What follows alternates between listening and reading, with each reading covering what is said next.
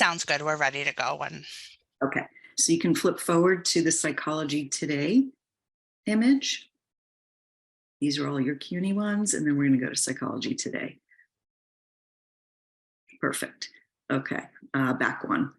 So the Psychology Today website, if anyone is interested in finding a therapist outside of CUNY, or if they want to browse articles on any topics, blog, this is a kind of a nice resource for you all to have. Okay, we can go to the next. I'd like to mention, as you did earlier, thank you, that some difficult topics will be discussed. Suicide will be part of the discussion in my presentation, so feel free to mute any part of tonight's talk or do whatever you need to do to make yourself comfortable. Okay, let me begin by describing what drew me to the topic of the mental health crisis in adolescents and college-age students in particular. Amongst my neighbors, my friends, colleagues, there's been a great deal of discussion about teens suffering from social anxiety, generalized anxiety, and depression. In my practice, the uptick in requests for therapy for teens who are suffering has been quite noticeable. I've also noticed a tremendous rise in suicidal ideation, and that means thoughts of killing oneself, reports of self-harm, and of actual suicide attempts requiring hospitalization. This has been very alarming to me. To further complicate the picture is the increase in suicidal ideation and attempts in teens where there was not an obvious and discrete trauma in their history. In all my years working as a psychologist, I was able to connect a specific trauma in a patient's history with the severity of their pain. The absence of a discrete traumatic event in some of these patients' histories had me wondering, and it begged the question, what is going on now that is different? My colleagues were reporting similar experiences regarding the increase in the severity of mental health struggles, increases in suicidal ideation, and attempts. The need for hospitalization exploded. There was not enough psychiatric hospital beds available to accommodate the need of inpatient hospitalization. This was very disturbing and stunning to me, not only as a clinician, but also as a mom. I began reading research as a way to try to make sense of this phenomenon. Okay, we can go to the next slide, thanks. All right, this slide is of the CDC's Youth Risk Behavior Survey. Let me give you some statistics that have been reported. The CDC released its biannual Youth Risk Behavior Survey, and this report is an executive summary of data and trend amongst US high school students in terms of health and well-being. There are several categories that are further broken down by topic and issue. For the purpose of my talk, I'm going to zero in on what the CDC labels as focus area, mental health, and suicidality. The report states in 2021, and this is the quote you're looking at, almost 60% of female students experienced persistent feelings of sadness or hopelessness during the past year, and nearly 25% made a suicide plan. Next slide, please. Okay, Dr. Jonathan Haidt is a social scientist and he's a professor at NYU. I will be using Dr. Haidt's extensive lit review and research collaborations to highlight key factors that illuminate the cause of the mental health crisis in adolescents and young adults. I encourage you, if you're interested, to read his Substack articles. I found them compelling and fascinating. And this is just a little snapshot of some of his publications. In a review of the literature, he writes, and I quote, "Most teen girls, 57%, now say that they experience persistent sadness or hopelessness." That's up from 36% in 2011. And 30% of teen girls now say they have seriously considered suicide. That's up from 19% in 2011. Boys are also struggling. Their rates of depression and anxiety, while not as high, are also on the increase since 2011. That is not to say these trends are not alarming for boys too, even though their numbers are a bit lower. I'm going to now move and discuss a patient to help humanize some of these statistics. We can go to the next slide, thanks. I will return to his findings later. The details again might be disturbing, as suicidal ideation and attempt will be mentioned. Feel free to pause and take care of yourself in whatever way you think is best.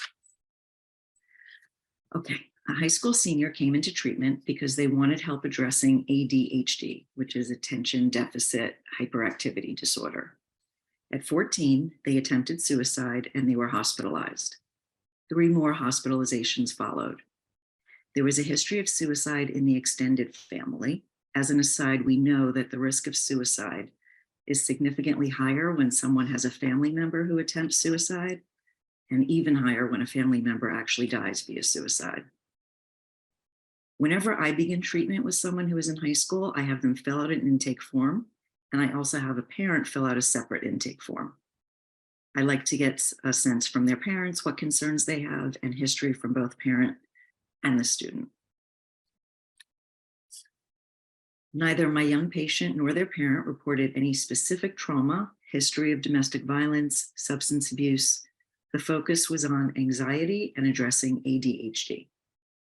When I first met with my patient, they did not want to go into detail around the thoughts and the feelings prior to the suicide attempt. They described suffering with anxiety and in particular social anxiety.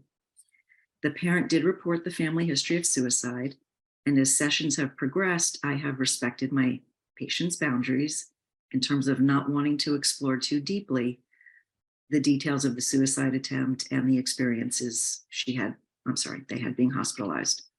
However, I have been very clear with them that in my professional opinion, at some point, it will be crucial for my patient to understand the factors, the thoughts, and the feelings that led up to their suicide attempt in more depth. And I did explain that given the family history, I want them to be properly taken care of in terms of their mental health, including understanding red flags, warning signs in particular to them, so that they can recognize any risks way before even considering suicide as an option. Regarding their therapy with me, we have focused on improving sleep habits, improving nutrition, incorporating exercise, and being more mindful of social media, the use in terms of whom is being followed, total time spent on social media as well. We talked through their experiences of social anxiety and relationships with friends. Here's an example of a young person who has a significant psychiatric history in terms of suicide attempt and hospitalization, but no report of a discrete trauma. I should add that the extended family member committed suicide prior to my patient's birth. This was all very surprising to me as a clinician in terms of the trauma issue. And while I cannot 100% rule out discrete trauma, both my patient and their parent have denied any particular history. Okay, let's keep this case in mind. Okay, next slide, please. Thanks. Okay, let's return to the assertion that smartphones and not COVID are the cause of mental health decline in teens. Please take a look at this New York Times essay from July 2021, if you are interested in further reading. Based on the CDC report, Dr. Haidt goes on to write, and I quote from his newsletter, "The big surprise in the CDC data is that COVID didn't have much effect on the rise of anxiety, depression, and suicidal ideation and attempts in teen girls and boys. I am in agreement that the research shows that COVID did not have an effect in overall trend. However, I think it might be more useful to think about the cause of the mental health crisis in teens as more nuanced, namely that the isolation teens experienced as a result of the pandemic amplified the already existed mental health crisis in teens that initially was caused by excessive smartphone usage. Think of excessive smartphone usage as the trunk of a tree. The branches of this tree are connected. They are the subtopics. For example, isolation during COVID, cyberbullying, not spending time with friends in person, excessive social media use in developing brains are all branches that are connected to the mental health crisis in teens. Okay, let's dig back into some research. Dr. Height reviewed 3 categories of studies. Okay, we can go to the next slide. First is correlational. A correlation means that as one variable goes either up or down, so does a second variable. This shows a relationship may exist between 2 factors, but it does not prove that one caused the other. Second, we have longitudinal. That means collecting data over time. And third, this is the creme de la creme of studies, namely true experiments, which can prove that one factor literally causes another. Okay, next slide, please. Based on a comprehensive review of the literature, Dr. Height reports that 67% found evidence of a causal effect of social media use on mental health. He goes on to describe an experiment of female college students in 2020. The original study is what you're looking at on this slide. Those who used Instagram, but not Facebook, showed decreased body satisfaction, decreased positive affect, that means emotion, and increased negative affect, again, emotion. These experiments provide direct evidence that social media, particularly Instagram, is a cause and not just a correlate of bad mental health, especially in teen girls and young women. He goes on to say, this is why the effect of COVID restrictions on teen mental health was not very large. Gen Z's in-person social lives were decimated by technology in the 2010s. They were already socially distanced when COVID arrived. I can imagine your skepticism. Like some of you, I was also wondering about his assertion that social isolation due to COVID was not the cause of the increase in mental health issues skyrocketing. The jury is still out regarding all the potential ways that the COVID pandemic affected children and teens. In my opinion, we will be making sense of these effects for decades to come. So again, it's more nuanced. However, the connection between smartphone usage and the mental health crisis needs further attention. Let's go back and look at when smartphones became a commonplace purchase.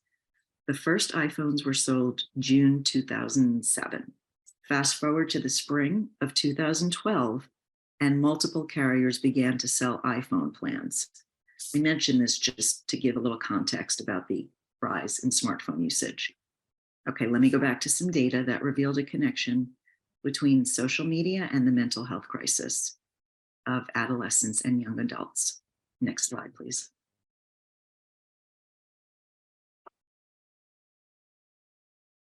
Thank you. Okay.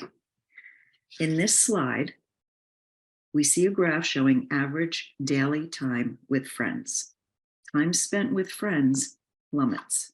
So just take a peek over here. In particular, for 15 to 24-year-olds, right around 2012. As access to smartphones exploded, we find social interactions, meaning that time spent in person, plummets. Next, let's look at this slide. Next slide. Thank you. Findings show that once teens got past the 1 to 2 hour mark of using social media, the rates of depression steadily increase. And then the rates of depression soar. Right here is when we're hitting like the three and a half hours or more on social media, particularly in girls. The effects on boys are disturbing too. Their rates of depression doubles once they hit 3 hours or more on social media. Okay, go to the next. This slide is from a 2018 study that looked at smartphone usage and brain scans of adolescents 12 to 16 years of age. And I just want to remind you guys that at this point, we were pre-COVID. Hard to imagine we were ever pre-COVID, but this was pre-COVID. This study supports Dr. Height's assertion that excessive smartphone usage in particular has negatively affected adolescents, as COVID hadn't even happened yet. So let me dig into some of this. Both the MRI and the fMRI, which is a functional MRI, brain scan data were analyzed. The details of some of the neuroscience are beyond the scope of my presentation.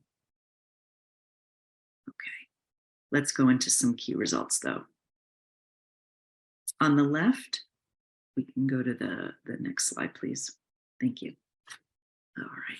So on the left are results of excessive smartphone use, which they said would mean 30 hours or more per week. On the right are results for non-excessive smartphone use, 15 hours or less per week. It is important to mention that the subjects in this study were predominantly male students. In the chart, we see a significant reduction in scores on what is called the IQ block design subtest. That's over here. And an increase in the Beck depression scores. That's a self-report measure of depression. That's the BDI, which is over here. Okay. So there's an increase in the BDI scores in boys who are the excessive smartphone users. Block design measures the ability to encode visual information, to analyze it, and demonstrate abstract reasoning skills. These nonverbal cognitive abilities are significantly reduced if they are excessive smartphone users. This means their ability to think about abstract visual information, their ability to think through mathematical concepts, not pen and paper, just mentally, eye-hand coordination, motor speed, and dexterity are lowered. While the long-term consequences are unknown in terms of their continuing education, their career development, clearly this is some cause for concern. Additionally, the findings that excessive smartphone use increases symptoms of depression is also worrisome. And remember, this study is pre-pandemic. We don't yet know what this will mean for long-term emotional being, but this data, in combination with the other studies, points us to a critical warning that, in my opinion, does need immediate attention. Namely, how do we pause and reevaluate our relationship to smartphones? Let's go to the next slide. Thanks. I'm returning to the one that I had before. Just want to get into something here. Okay, in adolescents who use their smartphones excessively, they found differences in both white matter and gray matter in the brain, and differences in the connectivity between brain structures, and also increases in cortisol levels that we see here in the lower right scatter plot graph. What does this actually mean for us? This means that when we perceive stress or danger, the fight or flight response is triggered. This response acts as an alarm in our body. It sends signals to release cortisol. Cortisol is the body's primary stress hormone. When it is secreted, heart rate, blood pressure, and blood sugar levels all rise. It is useful to remember that our minds and our bodies are not separate entities, but they are connected and impact one another in multi-layered, complicated ways. This study showed that using smartphones excessively impacts us neurologically. And over time, the stress response created in our bodies can take a toll on our emotional and our physical well-being. When I read these reviews of the literature and the studies, I literally had the chills. It was such profound finding that confirmed what a lot of us were already thinking. If entire generations of children, preteens, and teens were not spending their time playing, excuse me, and hanging out with one another in person, but instead were spending their time on their smartphones, particularly on social media, their emotional development and social learning was maybe being stunted. Even more upsetting is the toll it took on their mental health. Let's pause. Let's think about how society has banned the use of lead-based paint, following scientific research that showed that lead was a significant health risk for children's developing minds. People of all ages are tethered to their phones, myself included. I've really been trying to reduce the time I spend on my phone, and not all time on our phone is equal, of course. Later, I'm going to list out some specific ways that I do this and what I suggest to my patients. But first, I'd like to invite you to consider the following questions. Can we go to the next slide, please? Thanks. Give some thought as to how old you were when you first got your smartphone. Think about how many hours a day you are interacting with a screen versus how many hours in a given day you interact with people in person. When you are with other people, are you able to be together and not looking at your devices, even when spending time in person? How many hours a day are you on social media? Who do you follow? The age when children are given access to smartphones is getting younger and younger. So what does this mean? How should we collectively tackle this going forward? Based on many studies and based on Dr. Haidt's review of the literature, we can say with certainty that excessive use of a smartphone can be a direct cause of significant mental health decline. That is not to say that other factors do not also warrant our attention and our focus.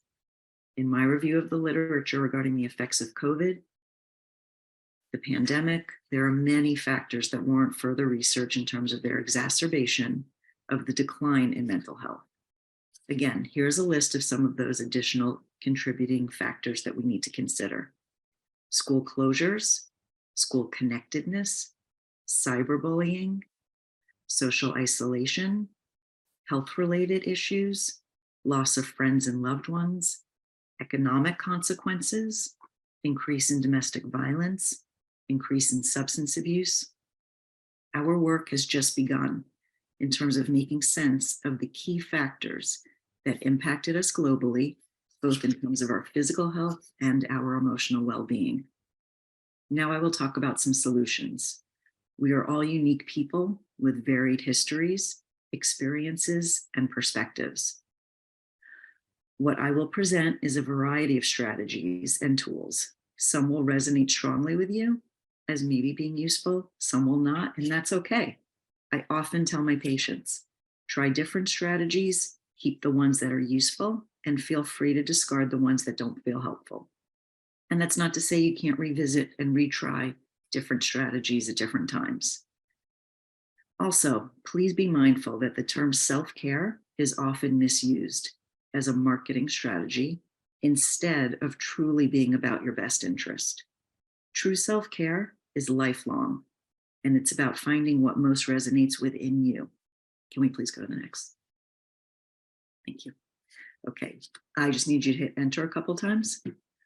Thanks so much. Okay. I'm going to start with basic foundational strategies. First, we have sleep hygiene. If you can, aim for 7 to 8 hours nightly. Try not to look at screens for an hour before getting into bed. Keep your bedroom cool. Going to bed at a set regular time. Not eating 2 hours before bed. Doing diaphragmatic breathing exercises. That's a deep breathing exercise where you get the air into your belly, not just in the chest, and make a full, complete exhale. And that can help you relax your body. You can even do that in bed. Eating a healthful, balanced diet throughout the day. Drinking plenty of water. Regular exercise. Engage in hobbies that bring you pleasure. Art, movies, music. Oh, we can go back. Theater, travel, making new playlists, trying new foods, cooking, literally anything. Anything you enjoy, do it on a regular basis. Okay, next slide, please. Thank you. In a research letter published in JAMA Pediatrics, research found that high school students who slept 6 hours or less, that's highlighted over here, were 3 times more likely to report suicidal ideation, make a plan to, or actually attempt suicide, as compared with high school students who slept 8 hours or more. This paper also reported that 6 hours or less of sleep is related to increased risky behaviors, such as substance abuse, motor vehicle accidents. Okay. Now we can go to some good news. Next slide, please. Great. This finding I thought was pretty cool. Just 20 minutes a day of exercise is as effective in reducing depressive symptoms as antidepressant medication for some. That's not to say ditch your medication, not to say leave your therapist. The takeaway is that a multifaceted approach is best. Adding in regular exercise is a powerful tool in reducing depressive symptoms. Using these tools is the foundation that will help all of us to better regulate our nervous system and in turn, our well-being. It's often easy to overlook the value in setting up good habits because we assume that the basics, namely sleep, nutrition, exercise, that they'll just automatically take care of themselves. In times of change, both positive and negative, it is particularly important to focus on the ways that we take care of ourselves. We need to make plans, plan out the specific concrete ways that we're going to focus on sleep, nutrition, exercise, and pleasure. Okay, next, please. Thanks. I'm just reposting this for you guys. Okay. When I work with new parents, for example, that's a huge topic that we focus on. Oftentimes, postpartum depression is overlooked, it's missed, and it leaves new parents to struggle on their own. Ideally, helping new parents create a plan ahead of time, ahead of the arrival of their new baby, is very useful. It highlights the importance of noticing their needs, which in turn will benefit the care of the new baby. I cannot tell you how often I have to remind my new parents to nap when their baby is sleeping at least some of the time. Okay, now I'm going to talk about another case. You can go to the next. Thank you. This is another case that I wanted to discuss to show how there really is no one size fits all when it comes to both presenting problems in therapy and the therapeutic intervention in treatment. I'm switching gears from the effects of social media, and I've chosen this case to highlight that mental health issues can also stem from emotional misunderstandings between people. I want to discuss this case as it showed how a different therapeutic intervention was used. It's important to be flexible and to tailor therapy to the needs of the patient. This patient came into treatment because of severe social anxiety, generalized anxiety, and body distortion issues. She was beginning college when we began working together. She described having panic attacks and not being able to tolerate eating in the dining hall, as she felt self-conscious and overwhelmed with anxiety at the prospect of eating in front of other people. As we explored these thoughts and feelings, I did a deep inquiry into her relationships and her relationships with her family, each of her parents.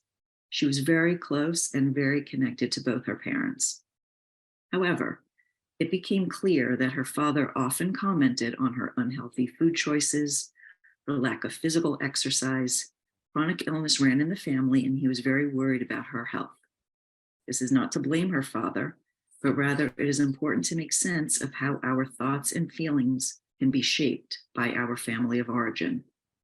My patient heard his concern for her health as a direct criticism of her body and her physical appearance.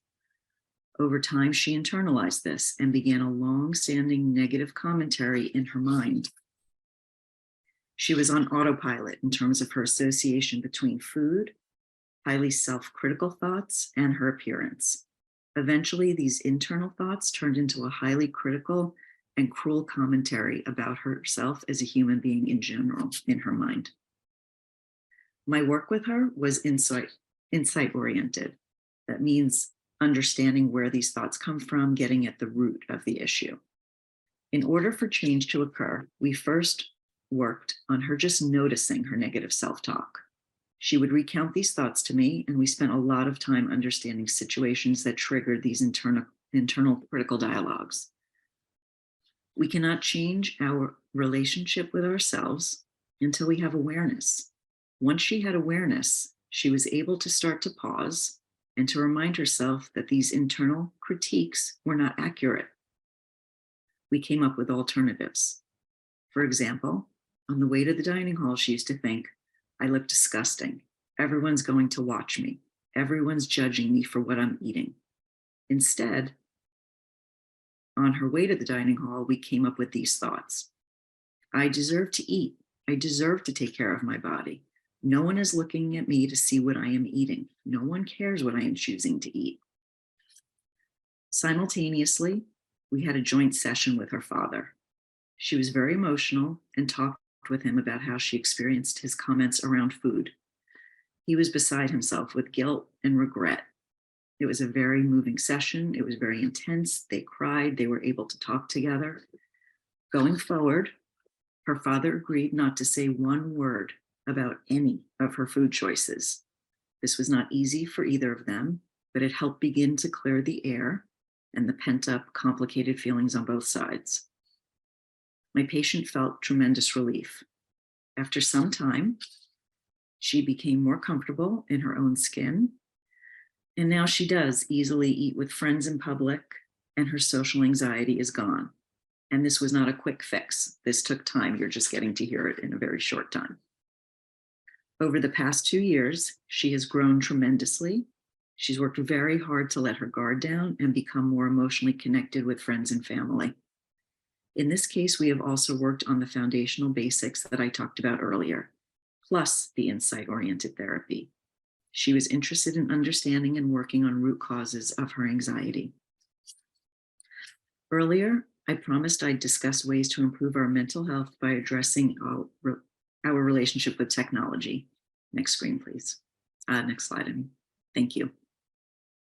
Okay, if you're interested in diving deeper into this topic, I highly recommend Dr. Heitner's book. Not only is it useful for parents, as an aside, when I showed this to my daughter who's in college, she's like, yeah, that's not for me, Mom. I said, listen, take a peek. There's some good stuff in there. So I found useful tips for myself and for all ages to consider.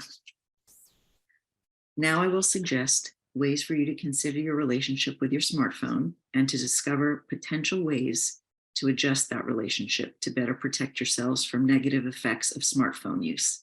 We can go to the next. I suggest looking at your screen time as a whole to begin with, and not all screen time is equivalent. So let's dig a little deeper into how you spend your time on your phone. Is it mostly passive scrolling? Is it creative and active? What apps do you most often use? What websites are you frequently on? And then take your own emotional temperature.